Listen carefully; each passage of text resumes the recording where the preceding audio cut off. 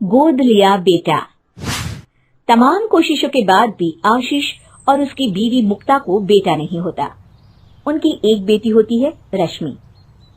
अरे मुक्ता, बेटा ना होने की चिंता मुझे खाई जा रही है। इतनी जमीन जायदाद कारोबार, किस काम का अगर बेटा नहीं होगा तो। हाँ जी, आप सही बोल रहे हैं, लेकिन हम कर भी तो क्या सकते हैं। तभी वहाँ पड़ोस की रीमा आ जाती है। अरे भाई साहब, भाभी, अभी तो आप लोगों की उम्र ही क्या है, किसी का लड़का गोद ले लीजिए, पढ़ाई करवाइए, अपने संस्कार दीजिए, कल को आपका बेटा बनकर काम ही तो आएगा। वरना बेटियों का क्या है, चले तो जाना है दूसरे के घर। दोनों को पड़ोसन की बात में दम लगता है और दोनों मिलकर लड़का गोद ले लेते हैं। सुनिए जी, शहर के सबसे अच्छे स्कूल में बेटे का एडमिशन हो गया है। अरे वाह, ये तो बहुत अच्छी खबर है। मुझे उसके आने जाने की टाइमिंग बता देना, मैं खुद जाकर पिक एंड ड्रॉप करूंगा। हाँ जी, वो तो ठीक है, लेकिन रश्मि, उसके स्कूल की भी तो छूटने का वही टाइम होता है ना। अरे स्कूल बस लगवा दो ना उसकी, देर से आएगी तो क्या हो गया, घर पर काम ही क्या है उसका। लेकिन अब क्या था, दोनों बच्चे घर में बड़े होने लगते हैं, लेकिन बेटे मोहन की आदतें ठीक नहीं होती। कहाँ जा रहे हो मोहन? क्या बात है माँ, आजकल कुछ ज्यादा ही चौंकने लगी हो। मैं क्या लड़की हूँ जो बताकर जाऊँ कि कहाँ जा रहा हूँ, कब आऊंगा। तभी वहाँ आशीष आ जाता है। हाँ हाँ, सही तो बोल रहा है। देखो मुक्ता, मेरे बेटे को रोका टोका मत करो। अरे आखिर कुछ साल में ये सारा कारोबार इसी को तो संभालना है। जाओ जाओ बेटा, एंजॉय करो। मैं कहती हूँ जी, इससे तो बिगड़ जाएगा ये। तुम रश्मि की ओर ध्यान दो, उसके लिए लड़का देखो और उसकी शादी की तैयारियां करो। तभी वहाँ रश्मि आ जाती है। माँ देखो, मैंने डॉक्टरी की पढ़ाई के लिए जो परीक्षा दी थी उसमें पास हो गई हूँ, अब मेरा एडमिशन करा दो ना। हाँ हाँ, करवा दो। जब तक शादी नहीं होती जो कहे वो करने दो। लेकिन सुन रश्मि, जिस दिन कोई लड़का ठीक सा मिल गया, भूल जाना सारी पढ़ाई लिखाई। पैसों की कमी नहीं है मेरे पास, लेकिन हाँ ये समझ ले कि हमें ना तेरी कमाई चाहिए और ना ही तुझे अफसर बनाना है। ठीक है पिताजी, बस ये एडमिशन करवा दीजिए, आप जब कहेंगे मैं शादी कर लूंगी। उसका एडमिशन हो जाता है और पढ़ाई भी शुरू हो जाती है। वही मोहन, पापा आज कॉलेज की फीस देनी है, 1 लाख रुपए कैश दोगे या फिर अकाउंट ट्रांसफर? कैसी बात कर रहे हो, बीए की फीस कब से 1 लाख तक जाने लगी? अरे इतनी तो रश्मि की आती है, वो भी एमबीबीएस की। पापा देखिए ना, माँ को फिर जासूसी करनी है। अरे पढ़ाने के लिए पैसे नहीं थे तो दाखिला क्यों किया, या फिर जो पैसे थे वो सब लगा दिए रश्मि की पढ़ाई में, क्यों? अरे बेटा कैसी बात कर रहा है, तेरे लिए पैसों की कभी कमी रखी है क्या मैंने? ना जी ना बेटा, बिल्कुल नहीं। ये ले 1 लाख रुपया कैश जमा करा दे, ठीक है? कैसी बात कर रहे हैं जी, इतनी फीस नहीं होती किसी कॉलेज की। अरे चुप रहो तुम, कोई काम तो है नहीं।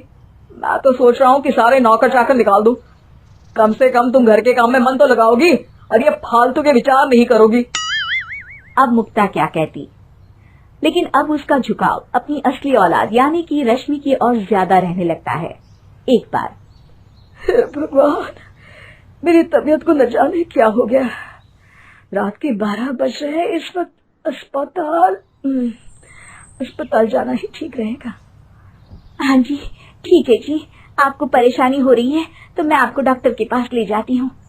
लगता है कि दिल की कोई परेशानी है। तुम मोहन को बुला लो ना, रात को औरतों को बाहर निकलना ठीक नहीं है। वो तो अच्छा है कि मोहन को हम लोगों ने गोद ले लिया। देखो ऐसे वक्त में कैसे लड़के काम आते हैं। मुक्ता को भी आशीष की बात में दम लगता है। मुक्ता आशीष के कमरे में उसे बुलाने के लिए जाती है, लेकिन उसे वो वहाँ दिखाई नहीं देता। अरे रश्मि, तेरा भाई कहाँ है? भाई मत बोलो माँ उसे मेरा, और मुझे क्या पता कहाँ है, पढ़ने दो ना मुझे, कल परीक्षा है मेरी। अरे तेरे पापा को दिल में दर्द हो रहा है बेटा, रुक मैं मोहन को फोन करके बुला लेती हूँ, वही उन्हें लेकर जाएगा।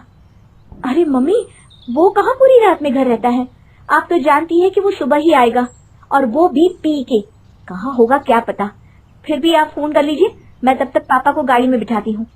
रश्मि जल्दी से पिता को कार में बिठाती है। मोहन आने से इनकार कर रहा है जी, बोल रहा है कि पापा को बोले आराम करे, कुछ नहीं होगा। हे भगवान, अब आपको इतनी रात में कैसे अस्पताल ले जाएंगे? मैं एम्बुलेंस बुलाती हूँ जी। माँ, पापा के दिल में दर्द है, ये सही नहीं है। मैंने पापा को पंप कर दिया है और मैं कार चलाकर अस्पताल जा रही हूँ, तुम सुबह आ जाना। ये बोलकर वो पिता को लेकर अस्पताल चली जाती है, जहाँ उनका पूरा इलाज होता है। अगले दिन सभी पिता के पास होते हैं, तब डॉक्टर कहते हैं, सही वक्त पर आप इन्हें यहाँ ले आई। थोड़ी सी भी अगर देर हो जाती ना तो पता नहीं क्या से क्या हो जाता। रश्मि बेटा, तू ना होती तो न जाने क्या होता। मोहन को रश्मि से चीड़ हो जाती है। वो अगले दिन पिता को घर ले आता है और बाद में रश्मि की शादी करने की बात पर जोर लगाने लगता है। भाग्य से उसके लिए एक लड़का भी मिल जाता है। रश्मि, शादी से पहले मैं तुमसे ये पूछना चाहता हूँ कि जब तुम डॉक्टरी की पढ़ाई पढ़ रही हो तो फिर बीच में छोड़कर शादी करना क्या सही है?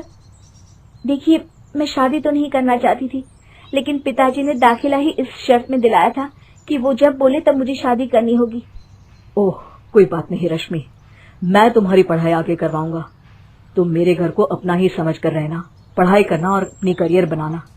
फिर क्या था, रश्मि की शादी रोहन से हो जाती है। शादी के बाद भी रश्मि अपनी पढ़ाई करती है और शहर के सबसे बड़े अस्पताल में डॉक्टर बन जाती है। एक दिन आशीष फोन करके रश्मि को कहता है, बेटा, मैं तुमसे मिलना चाहता हूँ। अच्छा पिताजी, आप मेरे क्लिनिक आ जाइए, मैं आपके लिए ड्राइवर भेज देती हूँ। पिता बेटी के पास पहुँच जाते हैं। बेटा, मुझे ना मोहन की हरकतें कुछ ठीक नहीं लगती। समझ नहीं आ रहा कि क्या करूँ। अब तो लगता है कि मैंने उसे गोद लेकर ही गलत कर दिया। हाँ पापा, आप ठीक कह रहे हैं। मैंने उसके मन में आप लोगों के लिए प्यार और सम्मान देखा ही नहीं। आप एक काम करें, उससे सीधी बात कर ले, शायद वो कुछ समझ जाए। पिता बेटी की बात मानकर मोहन को पास बुलाते हैं। देखो बेटा, एक बात साफ है, अगर ठीक से रहोगे तो प्रॉपर्टी दूंगा, नहीं तो। ओए बुड्ढे सुन, ज्यादा बेटा बेटा ना किया कर। मुझे पता है तूने मुझे गोद लिया है, और हाँ, निकालने की धमकी किसे दे रहा है? याद है ना तुझे, उस दिन रिजल्ट के पेपर पर मैंने तेरी साइन भी ले ली थी। वो दरअसल प्रॉपर्टी के पेपर थे। अब वैसे भी तेरी सारी प्रॉपर्टी मेरी है। अच्छा, बहुत अच्छा रंग दिखाया तूने बेटा। बेटा? मैं तुम्हारा बेटा नहीं हूँ। जो तुम्हारी अपनी बेटी थी ना, वो तो निकल गई। अब घर में रहना है तो काम करके रहना होगा, वरना दोनों बुड्ढे बुड्ढे को बाहर निकाल दूंगा, समझे? बेचारे मुक्ता और आशीष अपने ही घर में नौकर की तरह जिंदगी काटने लगते हैं। लेकिन एक दिन, अब मुझे तुम लोगों की जरूरत नहीं है, निकलो घर से बाहर। दोनों रश्मि के पास जाते हैं। अरे, ये तो बहुत बुरा हुआ, लेकिन आप परेशान ना हो। आनंद, मेरे पति तो वकील हैं, वो आप लोगों का हक आप लोगों को दिलाकर रहेंगे। फिर क्या था, रश्मि अपने माता पिता को साथ रखती है। पति की मदद से माता पिता की सारी प्रॉपर्टी उन्हें वापस दिलाती है। प्रॉपर्टी जाने के बाद मोहन कहता है, अब पिताजी मुझे माफ कर दो, मुझे अपने पास रहने दो प्लीज। गलती मेरी है जो मुझे लगा कि बेटे ही जायदाद के मालिक होते हैं। रश्मि बेटा, मुझे माफ कर देना। घर में तो पहले से ही हीरा था, बस हम तुझे पहचान नहीं सके।